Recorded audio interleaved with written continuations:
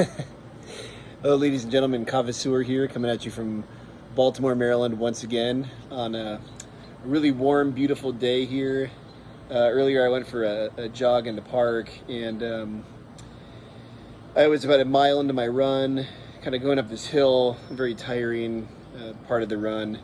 And there's a bunch of heavily forested area, big, thick, dense trees, green foliage.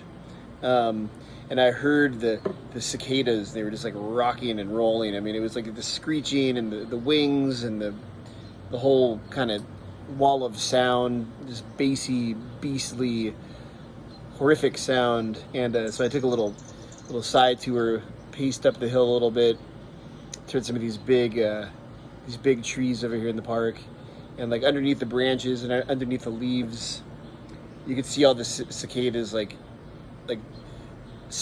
kind of pulsating, and it was like the trees were breathing. It was really intense. Anyways, all that is to say that we're in the once in a 17-year rise of the cicadas here in the mid-Atlantic, and these are these giant winged bugs that live underground and come out every 17 years to reproduce, and it's a pretty explosive, compelling phenomenon. And growing up in California, I never saw that kind of thing, or this kind of thing. So anyways, thought I'd share that interesting news with you. The real reason I brought you here today is to talk about a new Kava vendor that they're actually not a new vendor. They've been around for quite a bit, but this is my first time reviewing one of their Kavas. That is PSL. Pacifico Santo, gotta make sure I get that right.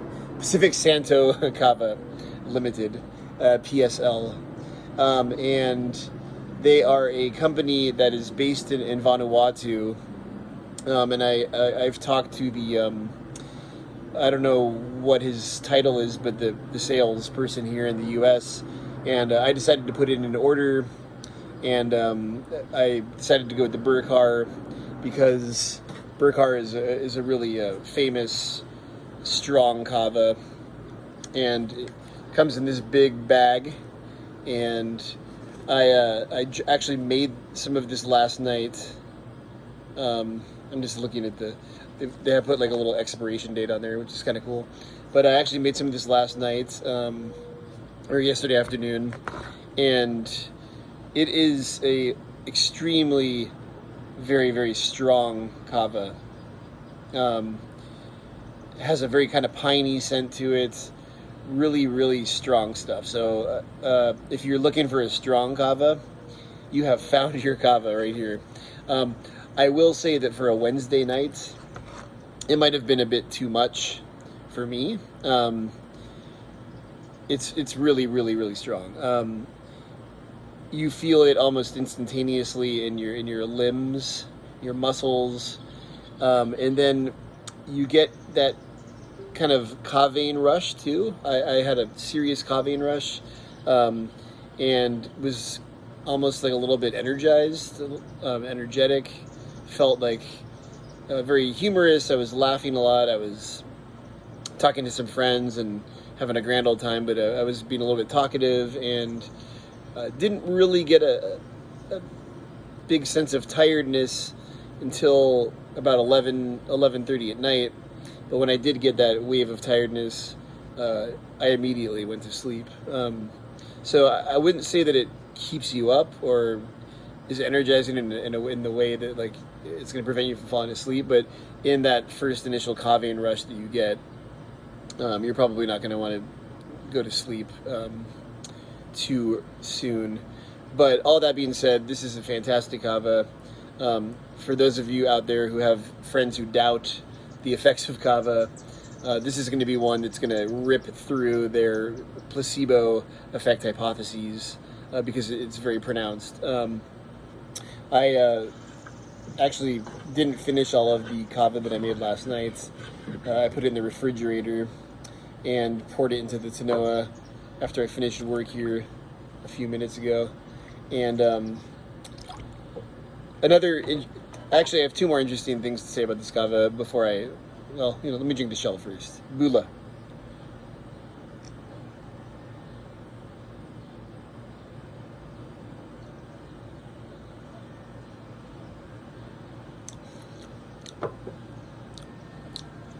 So just a little flavor note, really quick.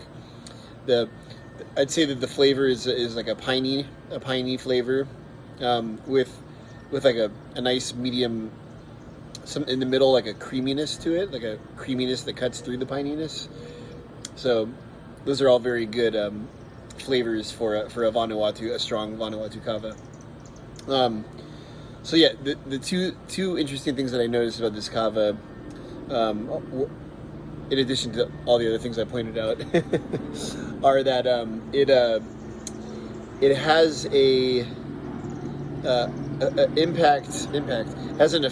side effect where you say about 2 or 3 hours into drinking it, you'll begin. I don't know about it, if everybody's gonna. I don't know if this would happen to everybody. I'm really tripping over my words here, but I started kind of like compulsively yawning, and like it wasn't like a yawning from tiredness. It was just like I couldn't help myself from yawning. I just kept yawning over and over again, and I had to like cover my mouth. And my friends were like, "Dude, you like bored? What's going on, man?" I was like, "No, I'm not bored. I just can't stop yawning." And I gotta say, I haven't really felt that from a lot of other kavas. So quite interesting, quite interesting.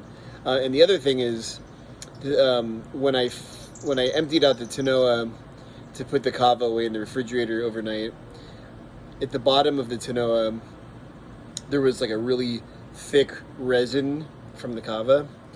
And this Tanoa here, I'm not going to hold it up or anything, but at the bottom of the Tanoa, there was like a bluish color to it, to the Tanoa. And it's like the resin and the wood conspired together to like create this blue color. It was like almost like a sheen. It would be best described as a kind of like a sheen. And I tried to like wipe it off, and it wouldn't come off. But this morning when I woke up, I just poured some water in the Tanoa, some warm water, and squeezed a lemon, and let it sit there for a bit, and then I kind of wiped it down with the paper towel, and it was gone. So it didn't stain the Tanoa or anything, or cause any permanent damage, not damage, but permanent effects in the Tanoa. But I don't know what the deal is with that kind of resin, because a lot of kavas have resin, and you get it a lot like when you're squeezing through the strainer. You'll get some like orange, yellow colors on your fingers. That's the resin from the kava. That's the kava lactone's like the oil, and it's a trip. Like if you ever have like a Isa or a 2-day kava, oftentimes your strainer will get like literally clogged with the resin, and you'll have to clean your strainer, or else you can't use it anymore, or else it'll just be a pain in the ass. So yeah, I don't know what the deal is with the yawning or with the resin, but those are two kind of interesting takeaways.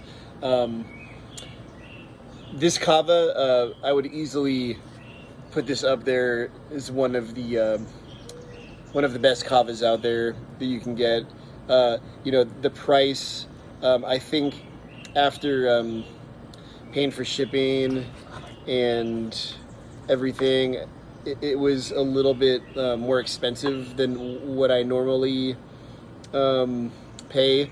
Like normally when I buy kava for myself, I buy Squanch, Waka, and Loena, just because I think for the price, Squanch Kava is what I consider to be the best value and very consistent, and just top-notch Kava.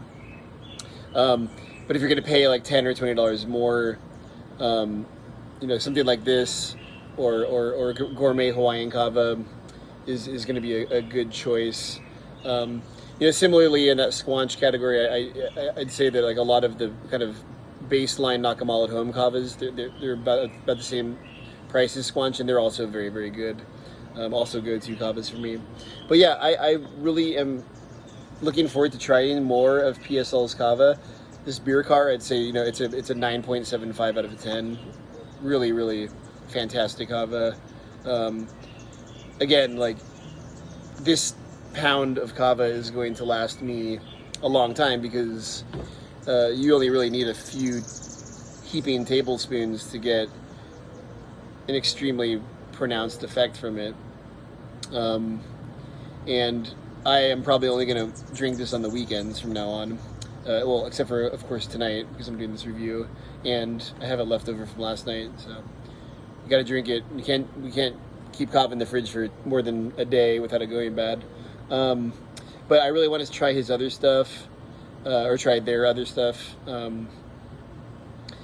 They have Barogus, they have mixes of different like laterals and wakas for the different cultivars.